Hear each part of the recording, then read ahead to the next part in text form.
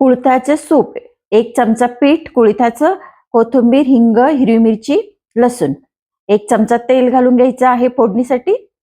हिरवी मिरची, लसूण वाटून घ्यायचा. थंडीसाठी खूप मस्त रेसिपी. हे बघा अशा प्रकारे.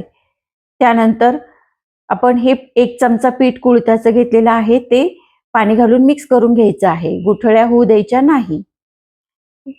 पातेल्यामध्ये 1 चमचा तेल, जिरे, मोहरी